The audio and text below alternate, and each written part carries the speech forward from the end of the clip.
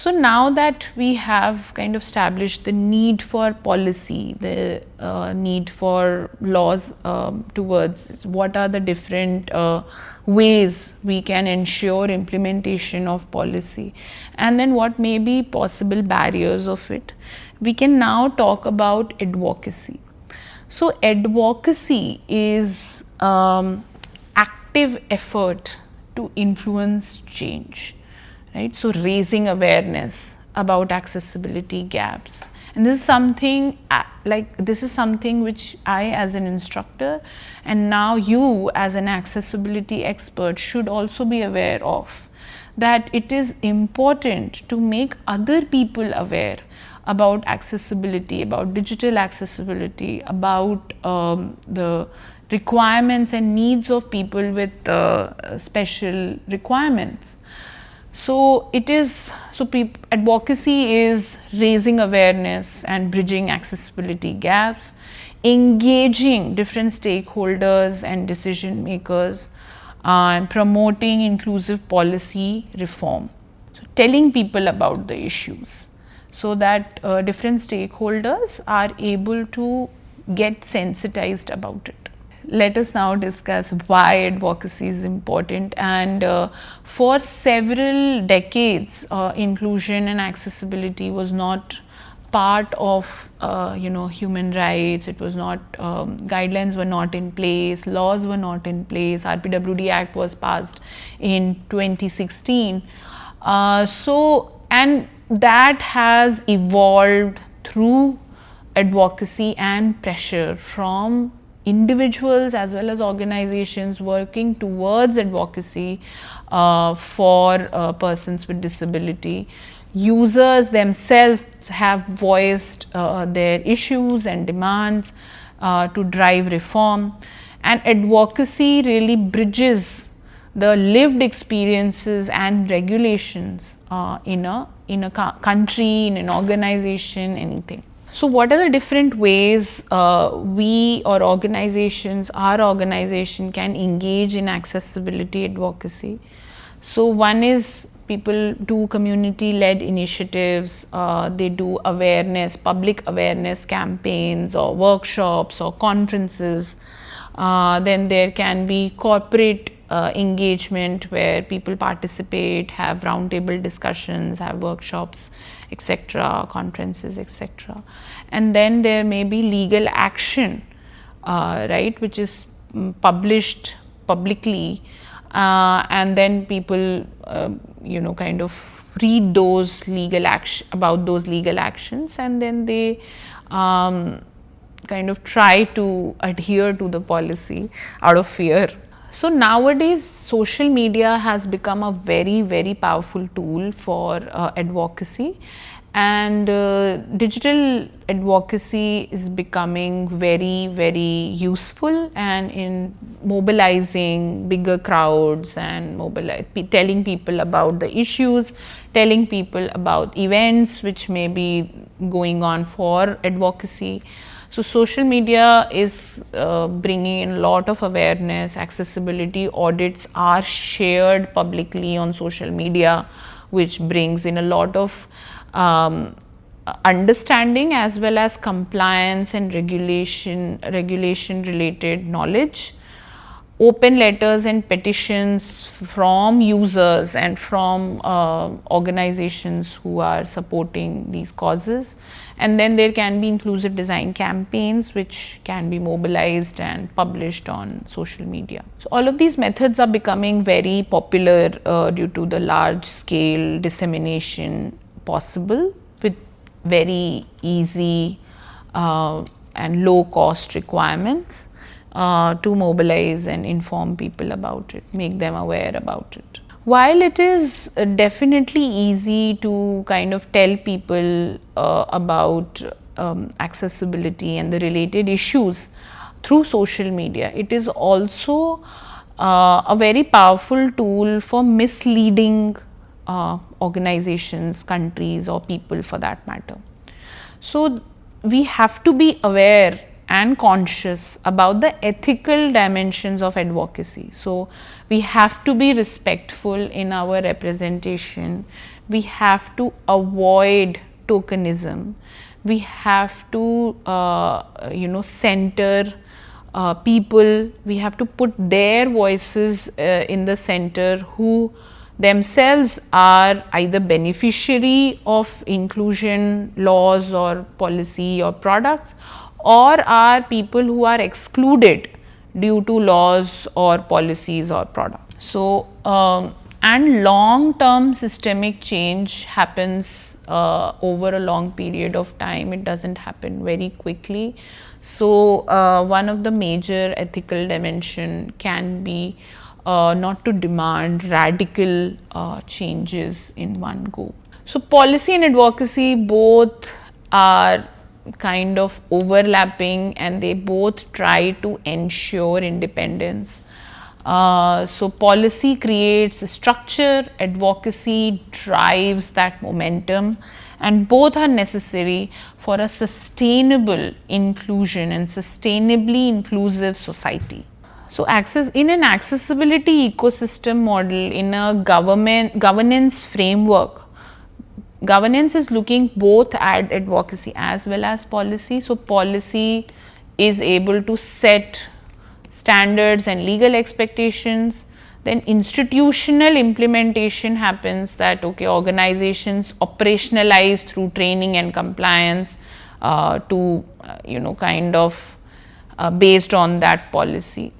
Advocacy groups identify gaps and lived reality. So, after they have done it, there might be still gaps which are there in the products which are churned out of the organizations, and then they voice out demands, and they voice out those gaps, and then that results in policy reform. So, feedback loop that drives policy evolution. So, it is not that once the policy is made, it is just one thing and it will never be changed, and it is the word of the ultimate word or something like that. So, everything can have loopholes, it can have gaps, and that is where advocacy and the power of advocacy comes into picture, that it can drive policy reform, and that feedback loop kind of drives policy evolution. To understand all of these aspects, sensitization is the foundation of it all. So, what does sensitization mean is like building awareness and empathy, understanding, making people understand lived experiences, reduce unconscious biases, encourage inclusive thinking, and this sensitization has been the primary objective of this course. So, it is very important, and I think we have been able to do all of these through this course. We have been able to build awareness and empathy. We have been sharing lived experiences, not just through examples, but also through discussions, but also through invited guest discussion and all of those things. We have also tried to reduce unconscious bias through, again, examples, through frameworks, through thinking frameworks, and how to avoid falling into that trap of ability bias, etc. And we have proposed and we have shared frameworks and principles and processes of inclusive thinking. Why sensitization is critical in technology is that engineers actually influence access, and design decisions impact inclusion to a much big extent. And it has been seen that awareness improves design outcomes. So, if you have taken this course for these 12 weeks, you have studied the course, I am sure of it that you will be able to go back and work on whatever project, whatever problem you are faced with a much more inclusive mindset, and you will be able to develop products which are more accessible, and I'm sure you will also be capable to propagate and advocate for these ideas and frameworks to your organization and other peers in the team as well. Another important aspect is that technology dissemination has to be much wider in terms of accessible technologies. So we have to ensure that products which are good, which are accessible, which are inclusive, have to be widely available as much as possible. Training sessions and campaigns can be held to ensure stakeholders learn how to use it. Supporting adoption in organizations and reducing the digital divide is something which is of utmost importance, and that is something that can happen through strategic technology dissemination as well. So, coming to some of the common challenges in technology dissemination is maybe cost barriers, maybe infrastructural limitations, or lack of training, understanding, or resistance to change for organizations also can be a limitation, can cause limitation in technology dissemination. So one of the biggest example, I think, which we have discussed in one of the previous sessions in detail, is something where say there is a digital platform which is supposedly accessible to across language barriers. It is largely visual and it is able to interact. People with different levels of education can also interact with that application, right? So it is trying to bridge a certain divide, but whether that application is being disseminated at a large scale and whether people in the rural communities are able to interact with that application or not may depend a lot on infrastructure as well, whether the internet connectivity is there in that rural area or not, whether the smartphones that they are using are capable to handle the performance requirements of that application or not, whether electricity barriers are there in those regions or not, whether they are even able to charge their phones. So all of these are infrastructural barriers. So even if the solution is compliant, if it is it is able to follow your accessibility guidelines and all of that, the right dissemination, and there may be issues around dissemination which may also cause exclusion. So it is the design, the intent is meant to be for a much wider audience, but then because of these infrastructural barriers they are unable to use it. So again there is exclusion. So, or there may be resistance to change. They don't want to change how they do a certain thing. So that may be one of the reasons for lower adoption of certain new technologies. So and then that is where this lack of training or adding training campaigns along with the new product is also very important. And there are a lot of such examples that you will be able to see, particularly for ground level innovations where the product is disseminated by the government, but the people are not willing to adopt those products, or if certain training campaigns happen, the adoption increases. So all of those things are very important. So the inclusive technology ecosystem requires policy support, it requires user feedback loop, it requires industry innovation, and it requires academic research contribution as well. Let us now come to, now that we have kind of summarized all of the aspects of policy advocacy and technology dissemination which largely governs accessibility and digital accessibility and the compliance related and the different gaps surrounding it. Let us try to talk about some of the possible careers in accessibility. Throughout the course also I have been telling you about possible careers, but I would like to take this opportunity to discuss some of the career options in in this summarizing lecture. So accessibility auditor is something which we've seen that is very much in need and requirement.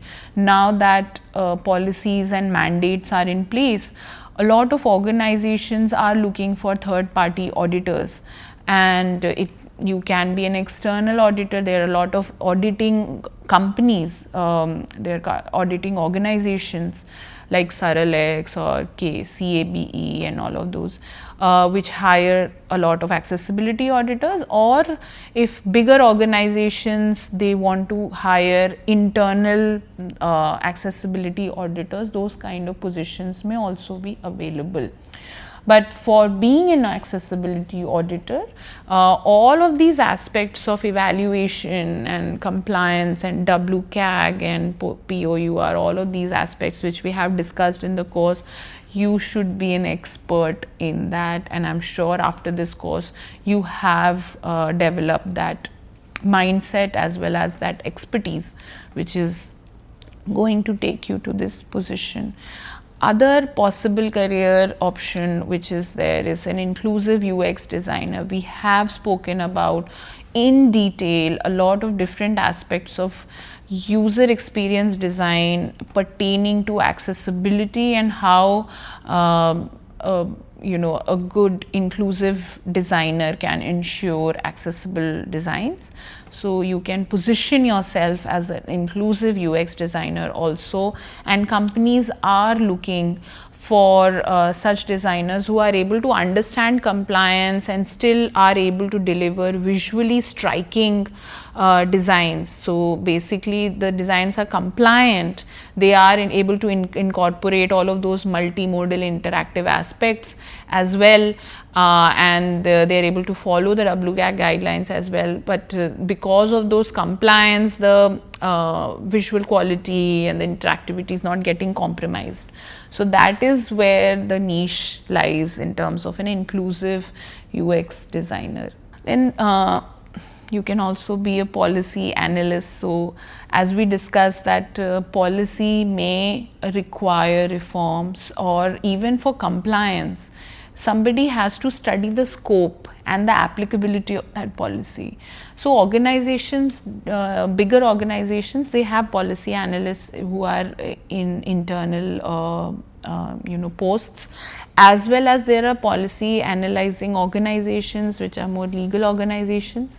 So you can kind of partake in that but you have to again have the expertise of the same compliance guidelines and laws related to accessibility. You have to have an idea of WCAG, you have to have an idea of what an audit means and what audit entails. You have to have an idea of inclusive design thinking process in order to be a inclusive policy analyst.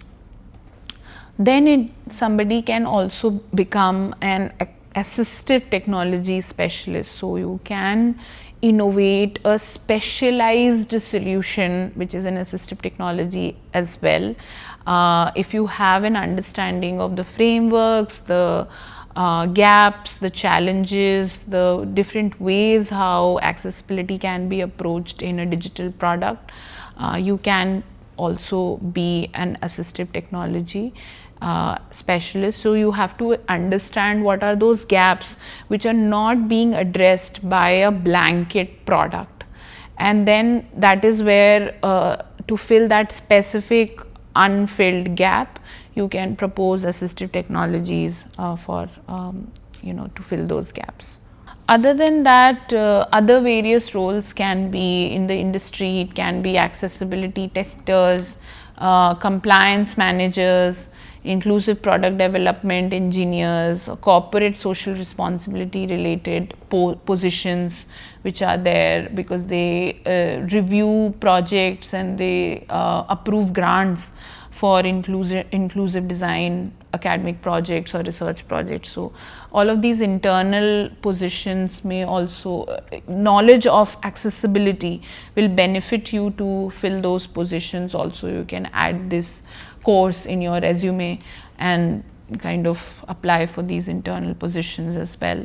Similarly, for government officials and public sector, so there are several roles people who would like to apply. So policy drafting and review, there can be standards enforcement related people. So there's, as I said, there is a commissioner, then there is an office of the commissioner of enforcement, so there is associated staff as well. So these are the different positions which people who are aware and knowledgeable about compliance and accessibility guidelines can fill those positions. Then of course public procurement compliance related bodies and digital governance related bodies, all of those. Then there can be research and academia related roles. So you can go into inclusive HCI research, because accessibility is a very strong vertical of interaction design.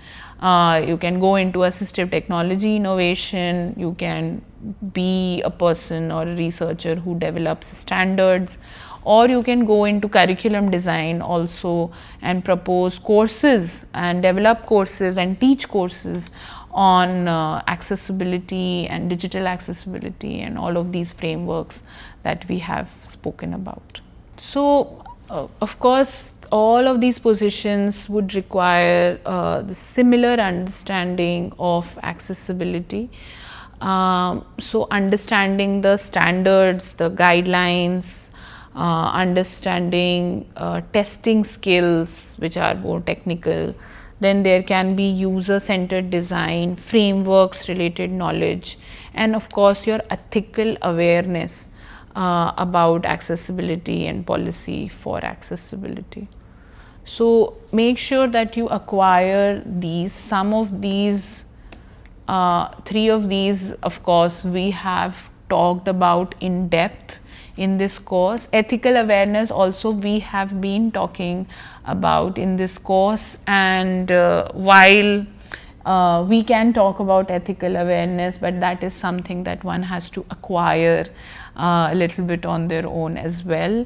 And I am sure in order to build these skills for a possible accessibility related career, this course has been useful for you. It has been helpful in making you sensitive towards accessibility requirements in product development and new product design. So what can be the future of accessibility? One is of course with students like you going into the field and implementing their knowledge about digital accessibility, it is definitely in good hands, and now with AI and emerging technologies, it is looking bright as ever, and there are a lot of possibilities, as we have discussed in some of the sessions in detail. There are a lot of possibilities in global policy frameworks. There is a lot of possibilities which are now showing in terms of inclusive innovation frameworks, because the sensitivity towards accessibility as well as policies and mandates are strengthening around accessibility in the recent times. And now accessibility is considered as a mainstream practice. So it is very important that that you have gathered this knowledge, you also propagate it, and you also please propose it to your peers to take this course as well in the next rerun. And I'm sure it is going to be amazing with people like yourself who are now aware and sensitive towards accessibility, and now you will develop solutions which are more inclusive in nature. So I'm very grateful, and I would like to thank you for taking this course and indulging in the course. and I hope you have gained a lot of experience and knowledge related to digital accessibility, which you will use in your work, in your professional life, in your career, in your resume, in making the world a better place. Thank you for joining this course. I will see you soon.